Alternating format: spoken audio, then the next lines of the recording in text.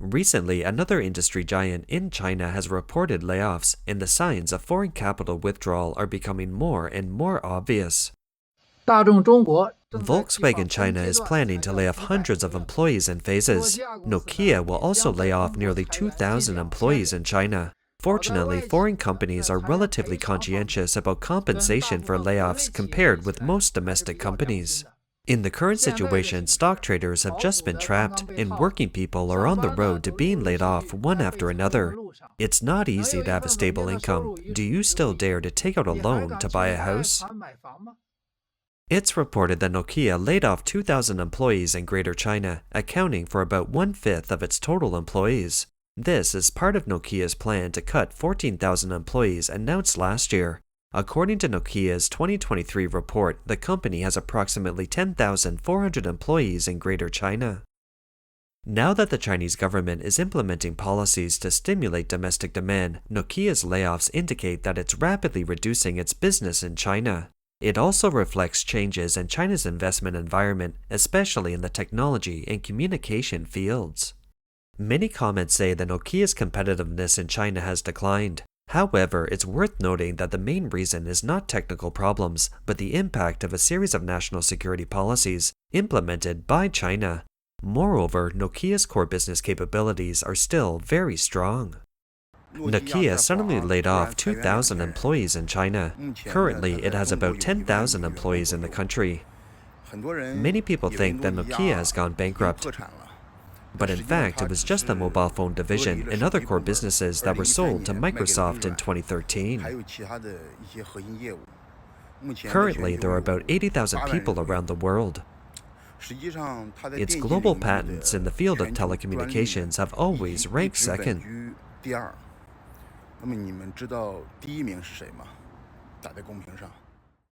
As relations between China and the West become tense, many multinational companies are adjusting their business layout in China.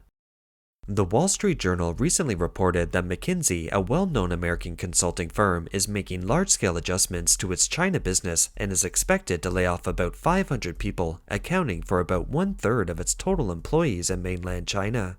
Previously, McKenzie had reduced its cooperation with Chinese government-related clients. Since entering the Chinese market in 1993, McKenzie has provided services to state-owned enterprises such as China Construction Bank, China Telecom, and multinational companies. However, it's now facing multiple challenges from geopolitical tensions and the economic downturn. On the one hand, McKenzie has faced criticism from U.S. lawmakers because the firm provides consulting services to both the U.S. and Chinese governments, particularly on projects involving U.S. defense. To this end, the company conducted a conflict of interest review and adjusted its client list, reducing some Chinese projects. On the other hand, many Chinese customers have gradually begun to cooperate with other domestic companies to seek better prices. In addition, McKenzie faces the dual pressures of China's economic weakness and tightening regulations. Last year, Chinese police raided foreign consulting firms including Bain and Capvision. In response to these problems, McKenzie has stopped working with Chinese local governments and scaled back projects for state-owned enterprises, which were once an important source of revenue for McKenzie in China. McKenzie is also cutting ties between its China operations and its global operations. According to sources, McKenzie has restricted or plans to cut off mainland Chinese employees' access to the company's internal databases. Outsiders believe that these adjustments reflect changes in China's current investment environment, especially in the technology and communication fields. China's economic model is accelerating towards the direction of internal circulation. As China's policy uncertainty increases, the Sino-US trade war and technological competition intensifies, the operating risks of foreign-funded enterprises in China are also increasing. In the future, more Western companies may reevaluate their business layout and operational strategies in China.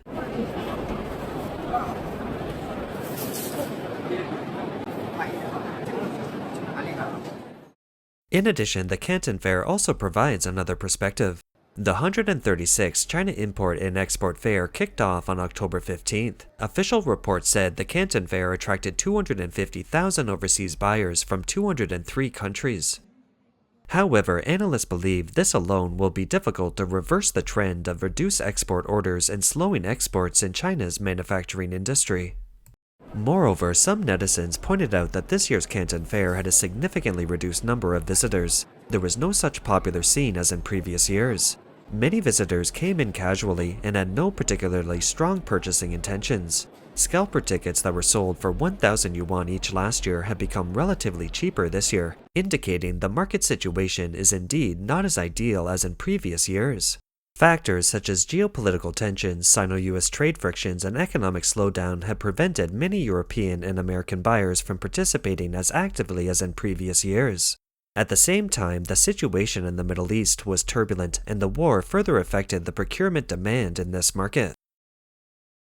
According to official data, among the buyers of this Canton Fair, 75.7% are from countries along the Belt and Road Initiative, 20% are from BRICS countries, 13.4% are from the Middle East, and only 12.5% are from European and American countries. In comparison, at the Canton Fair a year ago, the proportion of European and American buyers had dropped significantly, and this trend was further highlighted in this exhibition.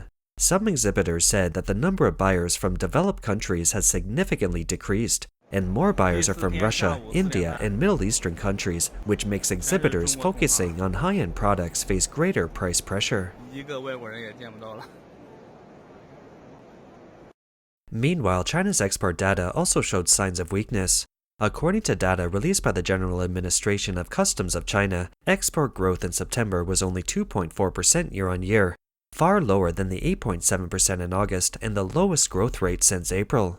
The import growth rate was also only 0.3%, indicating that the impact of the global economic slowdown and Sino-US trade friction on China's foreign trade is gradually emerging.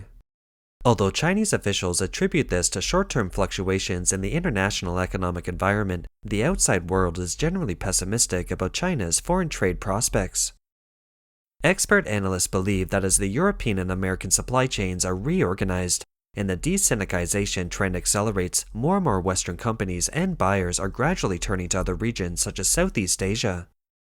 A Taiwanese university professor pointed out that the reduction in orders from developed countries has prompted China's exports to shift more to low-price markets along the Belt and Road.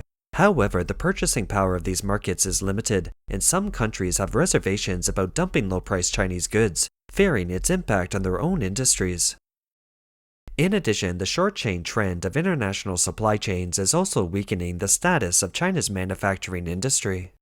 As European and American countries gradually shift their production chains to their own countries or neighboring countries, China's manufacturing industry is facing new challenges.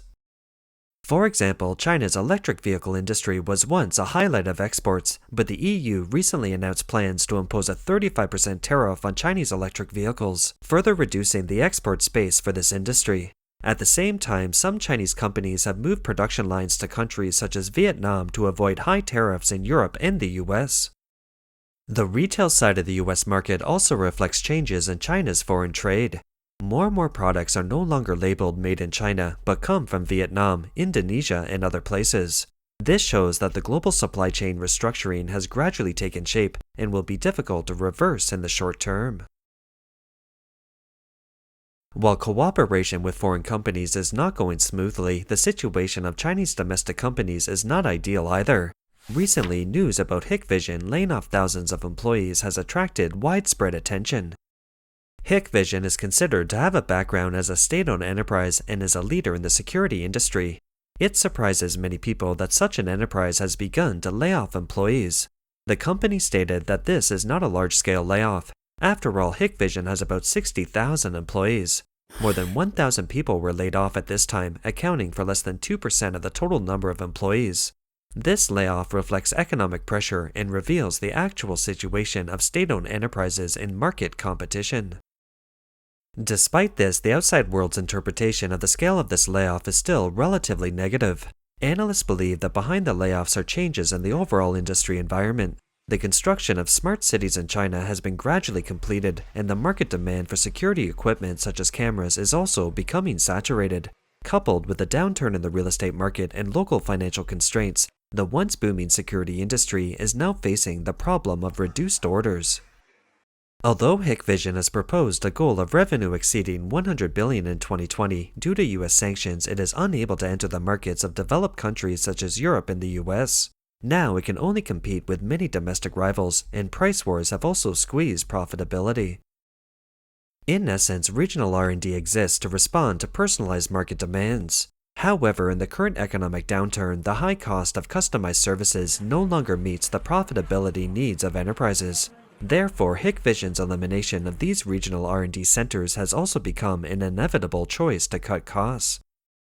There are also reports that the first slogan shouted by Hikvision that year was, "To establish the highest peak of world data." The Chinese Communist Party has tried to promote the realization of the vision of digital governance through technology giants such as Hikvision and Huawei. Leveraging the strengths of these companies in surveillance and data technology, the government hopes to strengthen digital management of society. However, as the market environment changes and financial pressures increase, this plan is facing more and more challenges. The outside world has also noticed that the life of civil servants and state-owned enterprises is not easy now. Previously, staff at a government affairs center in the city in Guangdong province held up a sign to ask for salary. They said they had been owed wages for 4 months and strongly protested against the long-term arrears.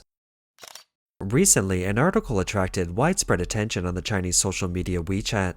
The article's title was, "Civil servants in many places are unpaid, and 2 economically powerful provinces with a GDP of more than 10 trillion have also experienced imbalances in fiscal revenue and expenditure."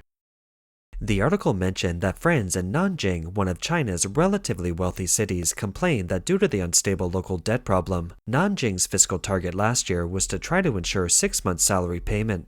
This year it has become a guarantee of 3 months' salary, and we will try our best to provide more than 6 months' salary. Civil servants and employees of public institutions in some jurisdictions of Nanjing City have been owed wages for several months. Finally, part of the wage arrears problem was temporarily solved through fund lending in different areas of the city. However, there is still no solution to the remaining funding issues for this year. Not only Nanjing, but also Jiangsu province as a whole is under huge financial pressure. Zhejiang province, Guangdong province, and other economically powerful provinces are also facing similar difficulties. The article points out that the fiscal depletion in these regions has led to frequent salary arrears or salary reductions for civil servants. Guangdong province has cut retiree wages by as much as a third. Even in this economically powerful province with a GDP of more than 10 trillion, fiscal revenue and expenditures are already out of balance. The situation in other fiscally weak regions such as the Northwest and Northeast may be even more severe. A civil servant in a southern Chinese province said salary cuts have spread across the country, although the magnitude varied in different regions. He himself is a section-level civil servant, and his current monthly salary is only more than 5,000 yuan, which is about more than $700 a month. In other words, the difficulties in paying salaries to Chinese civil servants reflect the worsening local fiscal crisis. The goal of guaranteeing 6 to 8 months' salary in the past has now become only 3 months or even less. Local fiscal revenue has been seriously insufficient, and some regions have even increased taxes to fill the funding gap, which has made it more difficult for Chinese companies to operate. It seems that China's economy has fallen into a vicious cycle. That's all for today. If you enjoy our content, please remember to like, subscribe, leave a comment, or share it with your friends. We appreciate your support, and we'll see you next time.